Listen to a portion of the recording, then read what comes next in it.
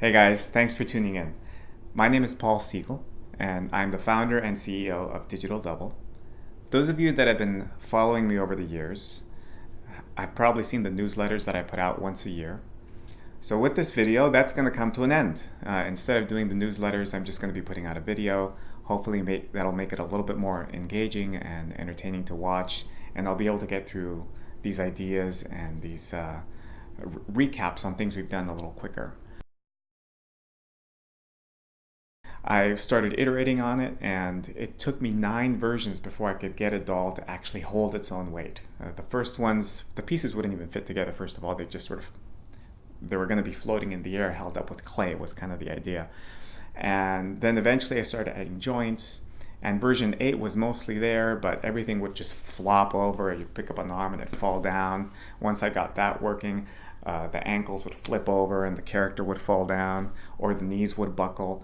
There was just one thing after another. And then finally version 9 was the first one where the character would actually stand up and not fall down. And I could pose it and move it. And then eventually I'd pose it and a piece would fly off. But it was at that point I was like, okay, now I'm within that I can see where I need to go in order to get this thing to work well. Well, at least I thought I did. And so 4 years later, 4 years of just constantly making this product, putting it out there and refining it and making it better has gotten Armature 9 to where it is today. And over the years, because these armatures have been changing so much and I didn't want to frustrate our customers, I also make each individual piece available for sale individually, so that if you wanted to upgrade, say, the legs, you really like this new set of legs, you could buy the legs all by themselves. Producing these one at a time through 3D printing is really time consuming for a number of reasons that I'm not going to go into. Maybe in a later video I'll do that.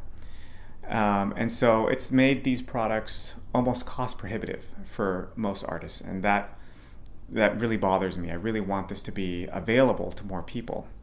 And since the beginning, I knew that these pieces had to be interchangeable. I wanted to make almost like a Lego, or like a construction toy, like, you know, bricks and Legos and things like that, but for characters. And that was foundational to the design philosophy.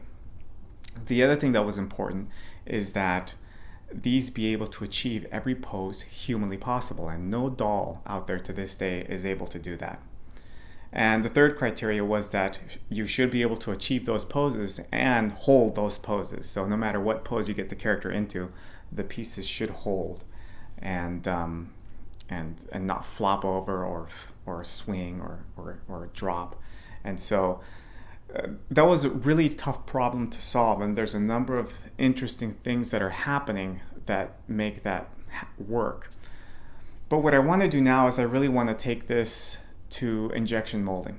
That's going to reduce the costs substantially and allow us to really open up the market. So here's an example of what that might look like. And this is a small bucket. It has enough pieces to make maybe 3 or 4 of these. And this bucket we're allowing you to pre-order now for $70. So if you think about it, $70 for 3 of these characters, which are currently sold at $190 each. So you're looking at a substantial price drop by investing in one of these $70 buckets of bones. We also have a bigger bucket where you'd be able to make more than 10 of these. You'd be able to make 10 of these characters for the price of one if you just got the big bucket. So if you're catching this video in time, the link should be on the description below, and give us your pledge. It stimulates a lot of creativity. I've tested these bricks, these little bones with kids, and they love it. They just become completely engaged and enamored with it.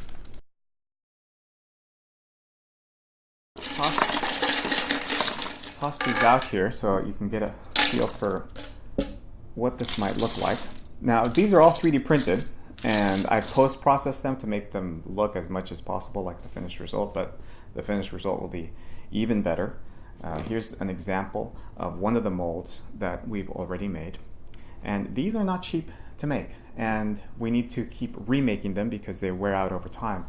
And so what we're trying to raise is $50,000, and with that money we'll be able to make molds for each of these pieces that are crucial to building the armatures. And you know, like most construction toys, when you buy the bucket, it's going to come with a number of instructions and different combinations and things that you can build with it. So, but it's really straightforward. You have these little peanuts that snap into body pieces, and then these little sockets so that you can attach limbs to.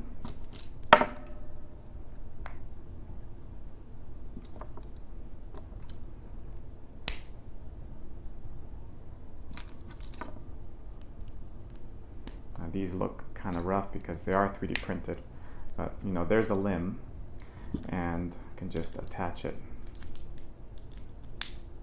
Right. And I can change the proportions. I can just add more body segments if I really want to make a really long and skinny character, like a dragon or a centipede or anything you want. And you can take leg pieces and combine them with arm pieces. The pieces are really interchangeable, and so what you can come up with is really limited only by your imagination. The beauty about this whole design is its simplicity and its effectiveness. So there I took an arm piece and a leg piece and started making a leg. And you're going to get enough pieces with this one bucket to create 3 or more Rangers, which is the tall 12-inch biped. The appearance obviously is going to be slightly different because we're working with plastic, and starting with this ivory color, and then if we get some stretch goals, we'd like to offer a number of skin tones and maybe some vibrant colors like purples and browns and reds that you could use to create other cool kinds of combinations. So there's really a lot you can do with this product line. If you have any questions, leave it in the comments, send me an email at store@digitaldouble.com. So please reach out. I hope you'll support this campaign, and if you have any questions, let me know. Thanks.